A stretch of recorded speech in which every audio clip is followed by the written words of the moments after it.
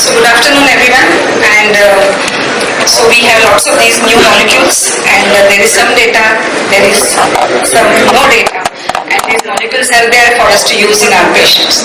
The responsibility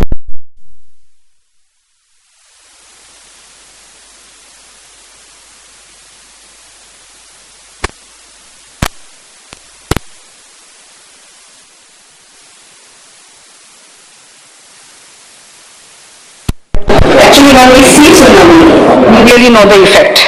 So I would like to show you the tsunami. Sound please.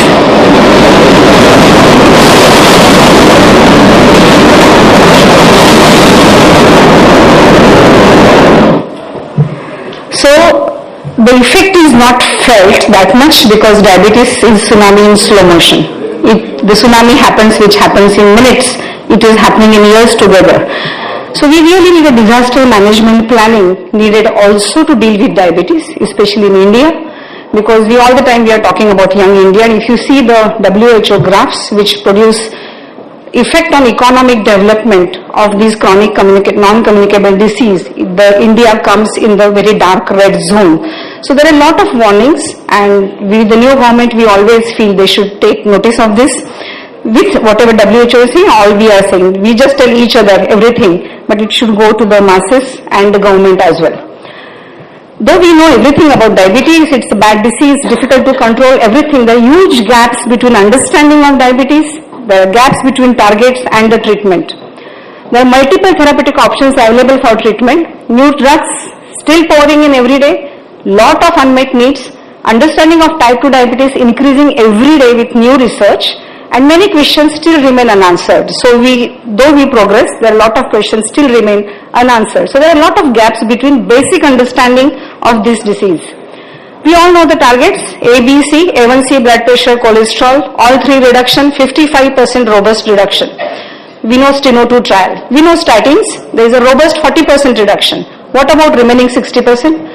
What about remaining 45% in steno-2? So there is always a residual gap, and this residual gap is big in type 2 diabetic patients, whatever good results we are seeing.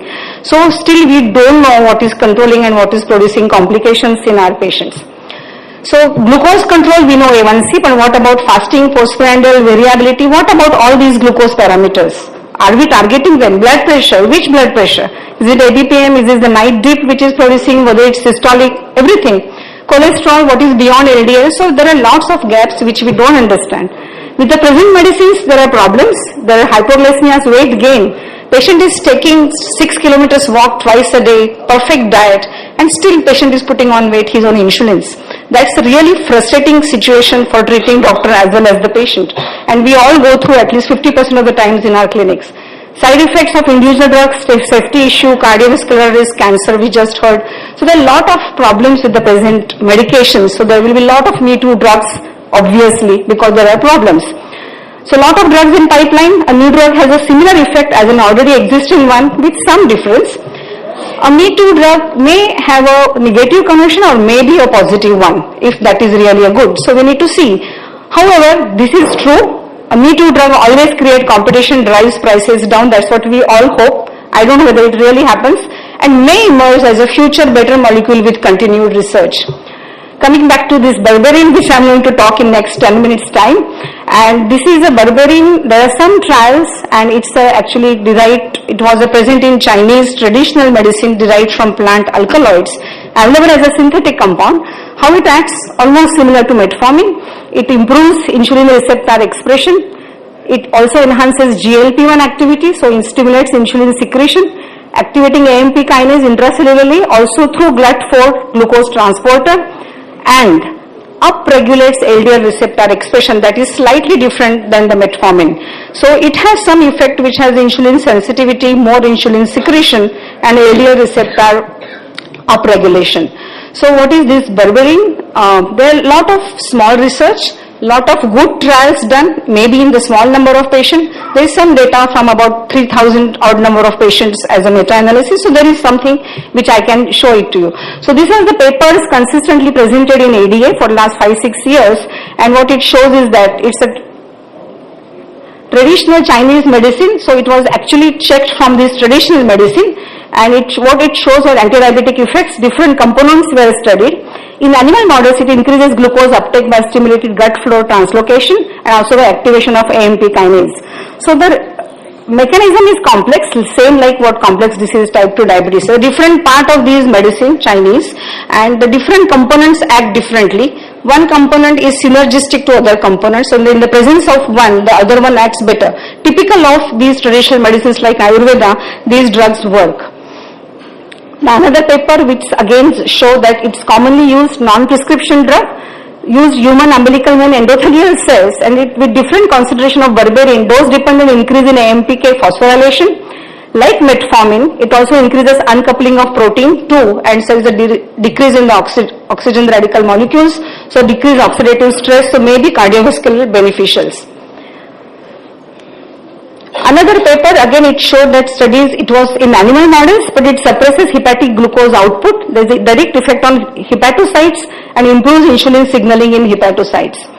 Now coming back to some trials, and one can see here that there are trials which are done in as a monotherapy in small, about around 80 to 90 number of patients, and it about 3 to 4 months trial, and it does show as a primary effect when it was compared.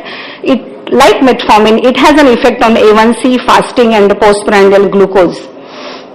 In addition to that, it also had an effect on LDL cholesterol, total cholesterol, triglycerides. So this effect was again and again seen in all whatever number of trials with berberine on the lipids. That's slightly different. In the combination therapy of whatever existing therapy, including patients on insulin, it does show additional decrease in the all glucose parameters. This was again a study done for 3 to 4 months. In the treatment of type 2 diabetes, author also found out a good effect on the lipid parameters, as I was mentioning earlier. There is a meta-analysis. All the trials are very varied and different, so we may not be saying with confidence about the effect, but definitely we can talk about its efficacy and of course safety issues from these 2,500 number of patients where the berberine was used. And it shows an additional effect than lifestyle intervention, that it has an additional glucose lowering effect. It has when it was compared to other OHS, it has a maybe slightly better and add-on effect, and as a comparator also it is almost similar. I think mostly the trials which used comparator was either metformin or pioglitazone. So all these molecules does have some effects.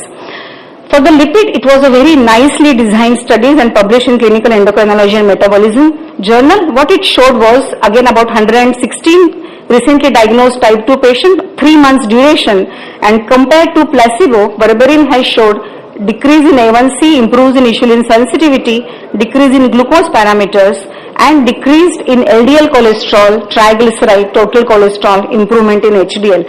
So this effect of berberine was definitely more interesting in all the trials. Along with the lipids, there was good effect on the body weight, BMI, waist hip ratio, that was slightly better than the placebo. So we really don't know how it is exactly working, but definitely through the adipose tissue as well as by improving LDL receptor, there is an effect on the weight as well as the lipid parameters.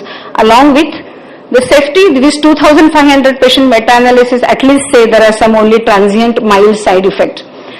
It was compared to metformin and rosiglitazone, and also this study about 100 type 2 diabetic patients with 2 months duration, 8 weeks trial, like a typical early trials of any new molecule, shows again similar things about A1C, lipids, improves insulin sensitivity.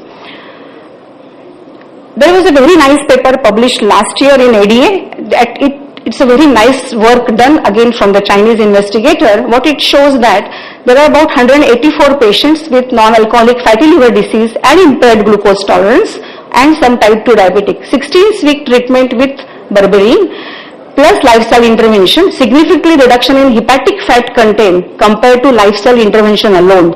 So there is an additional decrease, it was measured by MRI, and also there was decrease in ALT, weight, waist circumference, increase in first phase insulin secretion.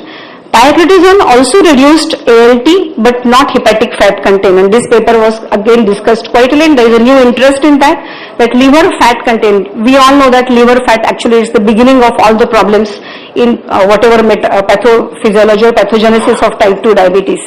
So berberine was better than pio and lifestyle intervention in reducing liver enzymes, weight, waist circumference, and the hepatic fat content. So this was a nice paper. It's available across the world as a OTC product. In India, it is used now by one company. It is introduced for diabetes. I tried to search for general side effects, but whatever I found out when I went through all the papers, it's generally well tolerated. There are transient GI side effects. I used in few patients did complain of GI side effects. Mainly I have seen the diarrhea. Usually they are seen in first 4 weeks. There was one reference which paper said that when the dose was reduced from 0.5 to 0.3 gram TID, it was well tolerated. So maybe we can try if someone is trying. And there are no liver and kidney functions. Whatever number of trials they have monitored, they haven't shown any significant abnormalities. To summarize, it shows a multimodal action like type 2 diabetes. So it's very difficult to pinpoint that this drug acts at this level. Data supports the use of berberine newly diagnosed type 2 diabetic patients. There are various scientific references compare berberine with other oral hypoglycemic agents and show similar efficacy in type 2 diabetic patients. These are typical initial trials with say 3 to 4 months duration, and we know that it reduces A1C, fasting and postprandial glucose, not only newly diagnosed but also on the patients who are on sulfonylurea, glitazones, AGIs and on insulin. Even as an add-on, it is showing decreased. The most interesting part of berberine is that it is showing significant effect on the lipid control. So that was a new thing which is more than the metformin. Usually it gets compared to metformin, that it has a good effect on LDL cholesterol because it improves the LDL receptor expression. So decrease in LDL, improving HDL, decreased triglycerides. So this effect needs to be, I think, studied much more before actually it comes when we start using it in the routine clinical practice. Various scientific references also showed that no episode of hypoglycemia, which was expected because it acts like metformin through AMP kinase. So there are a lot of things still need to be discovered about this. Then I just thought to go back and look at the history of metformin just out of interest because I was reading a lot about Chinese traditional medicines. So when you see the history of metformin, it was a biguanide class antidiabetic, originates from the French lectis plant and used in folk medicines for several centuries, like what berberine was. In the initial years, the Professor Philippine, first he used to treat influenza. He noted that the drug lowers the blood sugar to minimum physiological limit. Then it was studied. Initially it was used as a bacteriostatic, antiviral, anti-malarial, antipyretic and analgesic action. So metformin initially was used for these indications. Then someone found it blood sugar lowering effect, then it was the term glucophage was coined, that glucose eater, and then this data was published from Stern, and then we all know that the metformin story later on. History of berberine, if you go back to it is a traditional, mainly used in Chinese medicine, but it is isoquinolone alkaloid, used in Chinese medicine as antimicrobial effect. I think way back when this drug was used, one of our professor in Pune, he said, I have used this medicine as anti-inflammatory in patients with the patients with the viral fevers. I have used this many years back. So this was again introduced to him to use as an anti-diabetic. So even he was quite interested in this molecule. And also used for treatment in diabetes in traditional Chinese, Indian and Middle East folk medicine. Berberine aristata is a big Himalayan tree. If you go back to Ayurveda, what it shows is berberine is a part of Ayurvedic medicine. This is a plant, Berberis aristata. It is a big Himalayan tree, like a pine tree. The inner bark here is yellow in color, which actually has the berberine. It is also known as Daru Haridra, that is like herb, though it is not related to turmeric, but this is a Sanskrit word, and used for its anti-inflammatory properties and also used in the obesity and diabetes related disorder by Ayurvedic physicians, and they call it as a Meda related disorder. So when I was discussing about this molecule, that how is this placed in Ayurveda, the professor told me that this is the history of berberine, so we definitely use it. Of course they were not aware, so definitely there is some link, and people are using this in traditional, not only in China but also in India for these kind of metabolic diseases. The future, berberine is available as a synthetic salt in the market now. Studies done so far show good anti-diabetic and lipid effects. Also shown effects on weight, BMI, liver fat content, which is very nice paper published last year. And also animal studies and also in type 2 diabetic and IGT patients.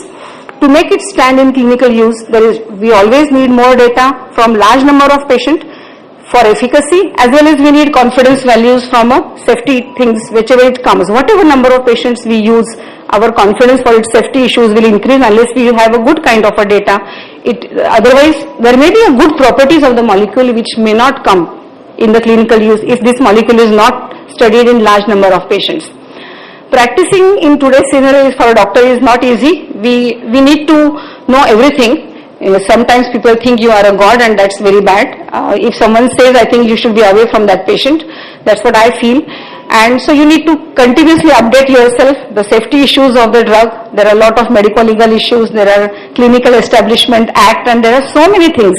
We need to attend, we need to learn, we need to whole night, we need to sit and read. So I think practicing in today's scenario is on the lighter note. I would like to say thank you and end with this song and a message for everyone. ए भाई जरा देख के चलो आगे ही नहीं पीछे भी दाएं ही नहीं बाएं भी ऊपर ही नहीं नीचे भी ए भाई Thank you so